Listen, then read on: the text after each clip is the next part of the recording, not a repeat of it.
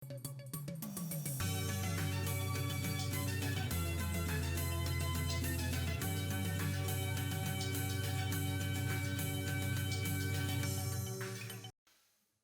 friends, welcome back. Myself Pushpender Singh, and today we are going to start with our daily current affairs. So today you have 4th of June 2021, and these lectures are basically based on the current affairs. And for that we are referring to two national newspapers. The first is Indian Express, and second is The Hindu. You should also refer these two national newspapers for your preparation of the civil services examination, which is conducted by the UPSC. You can supplement your preparation with the help of these lectures. And these lectures are uploaded on the YouTube on the day-to-day basis. So you can subscribe our channel on the YouTube also. So let's begin with the lecture.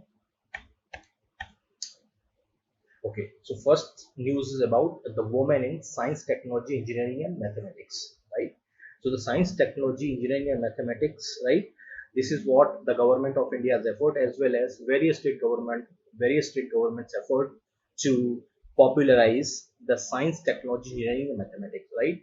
So in order to give the more emphasis on these four streams, the Bihar Chief Minister or the government of Bihar have announced, right, that 33% of the reservation would be provided to the girl student or to the female students in engineering and medical colleges of the state. Right? That means 33%, almost one third of the seats would be reserved for the female candidates, specifically in the engineering and the medical colleges of the states. So here 33% quota would be provided to the girls. It will be introduced in all engineering and the medical colleges across the state, and it will be applicable from the academic session 2021-22. That means from this year itself, this 33.3% reservation or 33.3% quota reservation for the female candidate will be applicable in the state of Bihar. And with that, the Bihar become the first state in the country to announce this 33.3% reservation to the girls, specifically in the technical colleges, in the engineering colleges, as well as in the medical colleges. So here that will definitely increase the number of girl students, specifically in the field of engineering and medical areas, specifically in the state of Bihar. Okay, so here you could see the Bihar Chief Minister, Mr. Nitish Kumar, as well as the students which are coming out from the colleges. All right. Next, the President of the United Nations General Assembly. So here the most crucial election for the purpose of the President for the United Nations General Assembly is on the way, right? And for that purpose, right, uh, the India is basically going to support, the Maldivian Foreign Minister, right, Mr. Abdullah Shahid, right, specifically for the purpose of the election of the President of UNGA or United Nations General Assembly that was held on the June 7th, right? And it was this step of India was basically, disappointed the Afghanistan, specifically when the Afghanistan foreign prime minister Jamai Rasool was also running for the purpose of the president of the United Nations General Assembly. So here the president is basically the most important, figure, specifically in the UNGA, when it is basically, chairing or presiding officer of the General Assembly for that purpose. And the president basically of the United Nations General Assembly is voted by the representatives of the United Nations General Assembly on the year-to-year basis. That means for every year, right? For every year, for 1 year term, right? The president of the United Nations General Assembly would be elected, right, by the representatives of the United Nations General Assembly. So here, the president of the United Nations General Assembly, right, would be, would have been voted for the purpose of the presiding over the United Nations General Assembly. So in 17th June 2020, right, when the Volkan Bozkır, who belongs to the Turkey, was elected as the president of the 75th session of the UNGA. Okay, and subsequently he was succeeded by the Tijani Muhammad Bande, right? And now the Tijani Muhammad Bande's term is going to be ended in the month of September, and subsequently the new president is going to be elected for the purpose of the United Nations General Assembly. Okay, Now, this presidency or the presidency for the purpose of United Nations General Assembly is rotated annually. That means for every year, one president or one person, right, would be coming from the either of the five geographical groups. These five geographical groups or geographical areas consisting of the African, the Asia Pacific, the Eastern European, the Latin American, the Caribbean, and Western European and other states. So these are the five geographical groups.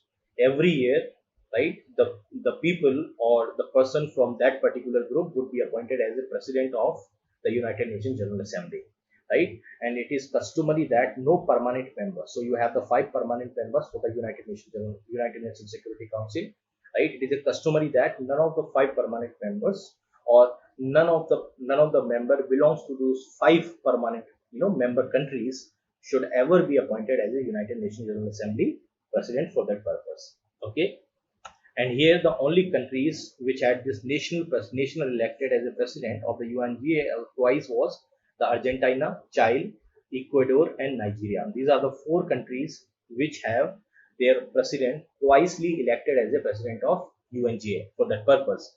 Okay, other member countries have just represented only once, right, by their nationals which hold this office as a president of United Nations General Assembly. From India, Miss Vijay Lakshmi Pandit, right, who have held this position, right, as the India's, as the representative of the India as the eighth president of the UNGA in 1953. Okay, she was born in 1900 and she died in 1990.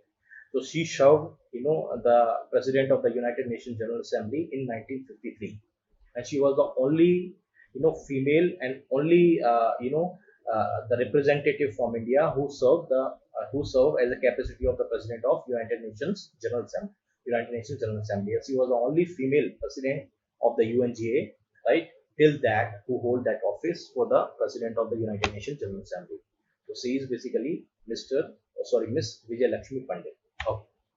Next, Sinovac. Sinovac is a vaccine. Okay, it's a coronavirus vaccine. So World Health Organization has approved the Chinese vaccine, the Sinovac, for the purpose of emergency use listing. So that Sinovac added to the vaccines which are already received, right, for the purpose of emergency use listing, right, from the WHO. So Sinovac is the eighth vaccine who have received this emergency use of listing for the purpose of the usability for the coronavirus pandemic. Okay, here the WHO's emergency use listing is a basically prerequisite for the purpose of the COVAX facility vaccine supply as well as the international procurement. Okay, here for the purpose of the COVAX program, okay, it basically aims to ensure that the equitable distribution of the vaccines across the world would be there. So here the COVAX program, which was initiated, right, as a part of the distribution of the vaccines, specifically vaccines across the world. So a brief introduction about the COVAX. So COVAX is one of the three pillars of the access to the COVID-19 tools, right, which are launched in the month of April by the World Health Organization along with the European Commission as well as the France in response to the pandemic. Okay, and bringing together almost all governments, the global health organizations, the manufacturers, scientists, private sectors, civil society, as well as various philanthropic organizations, right? This COVAX program of the WHO aims of providing innovative and equitable access to the COVID-19 diagnostics, okay, the treatment as well as the vaccines. So COVAX pillar that is being focused on, mainly about the vaccines, right? So where to ensure that a fair access to the vaccines will be available, right, across the country. Okay, and it is the only true global solution to the pandemic because it is only effort to ensure that the people and all the corners of the world would get access to the COVID-19 vaccines, right, once they are available, okay, regardless of their wealth. So here the equitable distribution of those vaccines, regardless of their paying capacity, regardless of their wealth, will be applicable and will be available to all the people across the world. So here that we are talking about, this Sinovac vaccine is basically from the China, is produced by the Beijing-based pharmaceutical company Sinovac. So Sinovac Coronavac, which is a product, it is basically consisting of the inactivated vaccine. Okay, The inactivated vaccine that you are talking about is basically the disease carrying virus or the bacterium, right? It is inactivated or killed by using of chemicals, heat or radiation. So here the inactivated vaccine is a vaccine, okay, which consisting of a virus particles or bacteria or other type of pathogens, okay, that have been grown in a culture, okay, and then killed to destroy the disease producing capacity of that particular, the bacterium or that particular pathogen, okay. And in contrast, the live vaccines, other type of live vaccines uses pathogens that are still alive, but here it is basically the inactivated vaccines which have been inactivated those the disease carrying viruses as well as the bacteria, okay. And in the easy storage requirement, it will be easily to be manageable, okay, particularly for the suitable for the low resource settings in those some of the African countries for that purpose. So here the vaccine Sinovac is there, okay. Next, bicycles, okay. So here the June 3rd is annually celebrated as the World Bicycle Day. It is celebrated by the United Nations General Assembly, right, throughout the world as a World Bicycle Day. So, in the context of the World Bicycle Day, let us briefly discuss about the bicycle sector in India, right, which have been provided by the key findings of the Niti Aayog report, which is published in the March 2020. So, I'm just bringing here some of the emphasis or some of the glimpse related to the bicycle sector in India. So almost 45% of the households basically consisting of the bicycles. Okay. So the 45% of the households or around 111 million households basically own the bicycles as per 2011 census. Okay. This percentage of the households owning the bicycles have increased almost by 3% between 2001 and 2011. In contrast, right, the correspondence growth for the two-wheelers and the cars, okay, have increased by more than 10%. So you could understand that between 2001 and 2011, the bicycle growth rate or the ownership of the bicycles basically increased just by 3%, but the growth for the two-wheelers and the cars increased by almost more than 10%. Okay.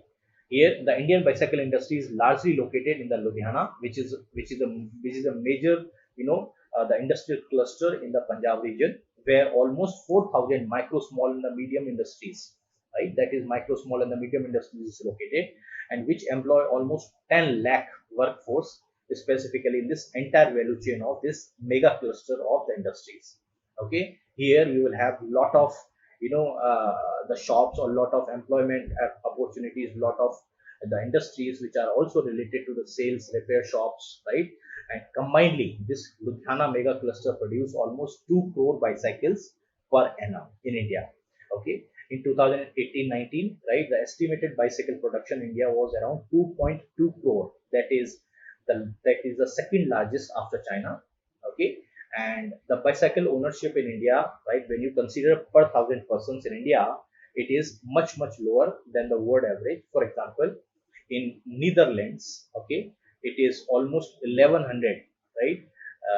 The bicycle ownership per thousand persons. That means the bicycles are more than the people. If you consider the China, that is 360, okay. And in India it is just 90, that means only 90 people or 90 persons, right, basically, or you have, the bicycle ownership is just 90 per thousand persons, which is a much lesser than the world average as well as some of those countries which are far developed than India. Okay. Here next, the caves of the Trirashmi Hills, right? The Trirashmi Hills basically, also consisting of the most famous Buddhist, caves, which is basically located, right, in the hilly areas, right. So these hills, which are also consisting of the dwelling units or the dwelling hills, belongs to the Buddhism or belongs to the Buddhist, monks specifically. So here, Archaeological Survey of India have found the three more caves in the three Rashmi Hills in the Nasik district of Maharashtra, where already the three Rashmi Buddhist caves are also located.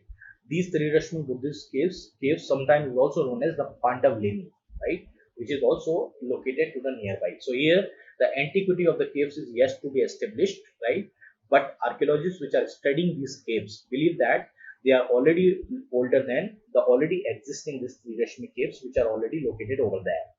Okay, these caves, according to the Archaeological Survey of India, according to the other archaeologists, they believe that these caves or the three Rashmi caves, would be the dwelling unit for the Buddhist monks who used to pass, from these caves. Okay, and these caves basically also had some sort of a, the architectural features, like they have the verandas, right? They have the characteristic square stone platforms for the monks. Okay, these places were basically used by the monks, right? So special arrangements are being used for the monks, specifically for the meditation purpose, right? And it has been one of the most important caves which belongs to the Buddhism for that purpose, right? Let us understand a brief about the Trirashmi caves. So Trirashmi caves, which are also known as the Pandavleni, it is basically consisting of around 25 caves, which is located in the Nashik district of Maharashtra. It has been carved out of the Trirashmi hills between 12th, 2nd century BC to 6th century AD. Now, this cave complex, which is consisting of around 25 caves, was documented in 1823. Okay, and as of now, the Archaeological Survey of India basically is the agency which is basically in charge with the protection of this 25 caves in basically in the Trirashmi Hills. Okay, and it is also the most famous tourist destination for the purpose. Okay, the Buddhist sculpture as well as the caves are the early example of the Indian rock cut architecture, specifically representing the Hinayana traditions of Buddhist. The Hinayana, which follows, the original teachings of Buddha. So the Hinayana basically emphasize on the individual salvation through the self-discipline as well as with the meditation. This sect of the Buddhism or the Hinayana tradition of the Buddhism believe in, the heavenliness of the Buddha, or also they believe in idol worship of the Buddha. Now there is a significant difference between the Mahayana Buddhism as well as the Hinayana Buddhism. Okay, so the Buddhism are roughly, you can divide it. You can say that they have two major religious groups: the Mahayana Buddhism as well as the Hinayana Buddhism. So the Mahayana Buddhism basically, they consider the Buddha as a god, but the Hinayana Buddhist, they believe that Buddha was just an ordinary human being for the purpose. Okay, so this type of caves, the Archaeological Survey of India have been discovered. Okay, next, Venus. So NASA has selected the two missions, the two future missions for the purpose of the Venus, right, which is a planet in our solar system. So which is the Earth nearest neighbor or Earth nearest planet. Okay, these missions are known as the Da Vinci Plus and Veritas. These are the two missions which will be sent to the planet Venus in between 2028 and 2030. Okay, so here the Da Vinci Plus is short for the Deep Atmospheric Venus Investigation of the Noble Gas Chemistry and Imaging, right? It will be the first such US-led mission after 1978. Okay, because before 1978, that was the another mission that was sent to the atmosphere of the Venus. So this Da Vinci Plus would try to understand the Venus composition to see how the planet is formed. Okay, how the planet is evolved over the period of the time. Okay, and the mission will also consisting of some sort of a, the study or experimental study of the atmospheric. So it will pass through the planet's thick atmosphere.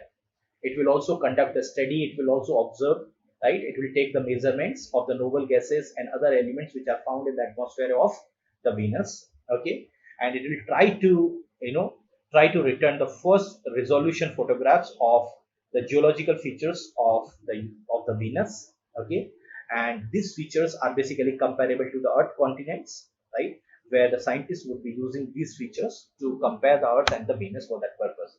The second mission, the Veritas, in short, for the purpose of the Venus emissivity radio science, INSAR topography and spectroscopy. Okay, here the Veritas mission for the Venus would map the planet surface to determine the geological history. Okay, how the planet surface is formed, right? What are the different features, right? And to try to understand why it is developed so differently from the Earth for that purpose. Okay, you have 6 surprising facts about the Venus. You could easily understand these 6 surprising facts. First of all, a day on the Venus is longer than the day on the Earth, right? First of all, it takes the Venus to rotate once on its axis, right? you know, to complete a one orbit of the Earth. So first of all, it takes around 243 Earth days to rotate once. That is the longest rotation of any planet on our solar system. Okay, if you compare with the Earth took or the only 224.7 Earth days to complete one orbit of the Sun for that purpose. Okay, and the Venus is hotter than the Mercury despite of being further away from the Sun. So here you could understand that the mean temperature of the Venus, right, is almost 462 degrees Celsius. It is because the high concentration of the carbon dioxide in the Venus atmosphere, which works to produce an intense greenhouse effect. Okay, and that is basically increases the temperature of, you know, the Venus surface. And unlike other planets in our solar system, the Venus basically spins clockwise on its axis. So here all other planets basically spin anti-clockwise on its axis and orbit the sun in the anti-clockwise direction. But Venus also orbit the sun in anti-clockwise direction, but its unusual axis rotation is due to being upside down. It was knocked out of, upright position earlier in the history, right? And that is the most important aspect of the Venus. And Venus is the second brightest natural object in the sky after the moon. Okay, and Venus has the atmosphere pressure of that is around 90 times than the atmospheric pressure that is been found on the Earth. So almost, right? Almost that is about the same as the pressure at the depth of 1 kilometer in the Earth ocean. You could understand. So almost 90 times the pressure of the Earth that the Venus has, the atmospheric pressure. Okay. Next, the Ranjit Singh Bisale. The Ranjit Singh Bisale is basically a teacher in the Maharashtra.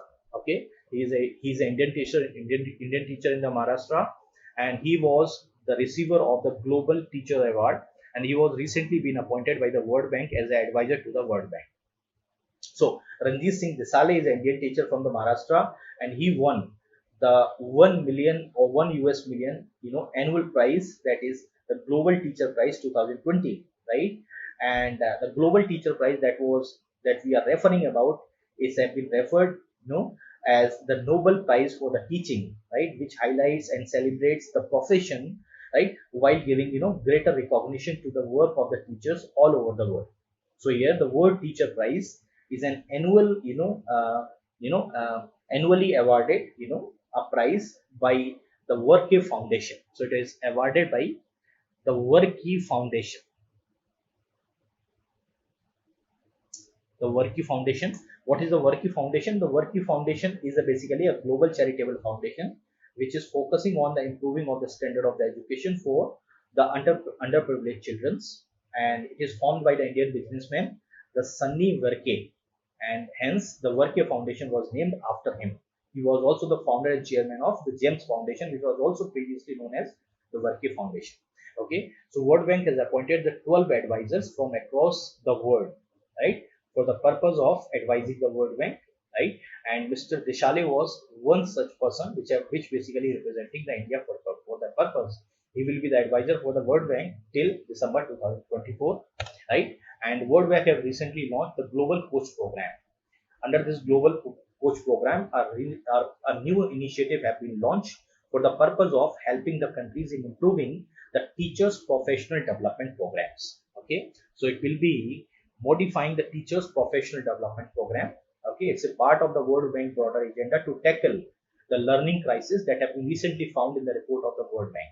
Okay, so here the coaches will basically focusing on the supporting the countries, right, which will be providing the improvement in terms of this teachers' professional development, curriculum, the teachers' professional development programs, right, in the two-pronged approach. So here the coach program, first of all, focusing on the countries or helping the countries to focus on the teachers' professional development programs, right, in terms of its policies, formulation of the programs, right, and which will basically adhere to certain principles which are globally recognized, right, so that it could improve the teaching quality, specifically in the schools as well as in the colleges. Okay, and Desale work through the advisory board, which will impact the World Bank definitely on the ground, and that will also be good for the India to understand the teaching based, the professional learning, right, specifically for the purpose of the teachers professional development program that will support almost 18 million teachers across the world. Okay, so he is basically Mr. Ranjit Singh Dishale.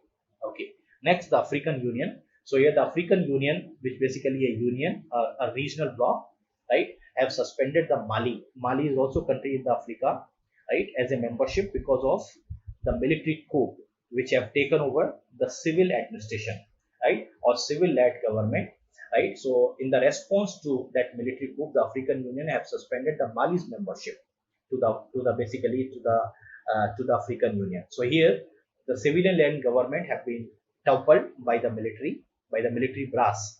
And African regional bloc ECOWAS also suspended the Mali.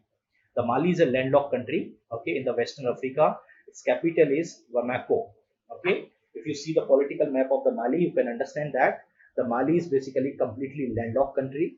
To the northeast or north, you have the Algeria. To the east, you have Niger. To the southeast, you have Burkina Faso. To the south, you have Ivory Coast. To the southwest, you have Guinea, right? To the west, you have Senegal. And to the northwest, you have Mauritania. Regarding African Union, the African Union is basically continental union. That means it is basically consisting of the countries. Around 55 member states or 55 countries are part of the African Union. It is predominantly located in the countries or in the basically contact in the continent of Africa, right? And recently in 2017, the African Union admitted the Morocco as a member state. Okay, and the African Union was announced during the Sirte Declaration in the Sirte in the Libya in 1999. Okay, for the purpose of establishment of the African Union, and this bloc was founded in 2001 in the Addis Ababa in the Ethiopia itself. Its headquarters are also located in the Addis Ababa in the Ethiopia. It was ultimately launched in 2002 in the Durban in the South Africa. Okay, previously before African Union, it was the Organization of the African Unity. Okay, this was established in 1963. So the African Union basically replaced this Organization for the African Unity, which was established in 1963. So ultimately, after African Union, the Organization of the African Unity was disbanded in 2002. Okay, the African Union Secretariat is also located in Addis Ababa, that is in Ethiopia. The African Union Commission is also located in Addis Ababa, that is also in Ethiopia. Okay, so you could see the Mali, which is basically a political map. You could see the Mali, where it is almost or it is completely, the landlocked country. Okay. The next, H10N3 avian influenza. So China has reported the world first case of the human infection from the avian influenza, right? That is also known as H10N3 avian influenza. So that is the first world case which is related to the human infection from the avian influenza have been reported in the China, and it has been reported in the provinces of the Jiangsu.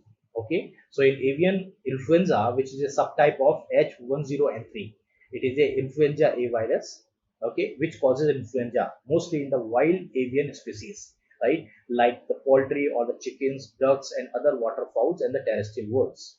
Okay, so it has the wide, the geographical distribution across the China. The first such human case or first such human infection was reported in 2021 for that purpose. Okay, in animals, right, it display various complex pathology for that purpose. Okay, and it is basically affecting the chickens, ducks, mice, right, which indicate the possible threat to the humans also. But it is consisting of the less severe strain, and it is unlikely to cause the significant outbreak because it is not that much stronger strain for that purpose. The Kharg. The Kharg is basically the Iran's largest warship, which currently caught the fire. Okay. Now here, it basically later sank in the Gulf of Oman near the Strait of Hormuz. Okay. The Strait of Hormuz is basically a strait between the Persian Gulf and the Gulf of Oman. Okay. Regarding this, a warship called Kharg is named after the island where it is also the main oil terminal for the Iran. Okay. The Kharg island is an island which is located in the Persian Gulf, which is belonging to Iran for that purpose. Okay, and here the Persian Gulf or the Gulf of Oman that we are talking is a Sea of Oman, is a gulf that connects the Arabian Sea with the Strait of Hormuz, which then runs to the Persian Gulf. It borders, with the Iran, with the Pakistan to the north and to Oman to the south and United Arab Emirates to the west for the purpose. So that's all for today. Thank you very much. We'll meet again tomorrow for our next current affairs. Thank you.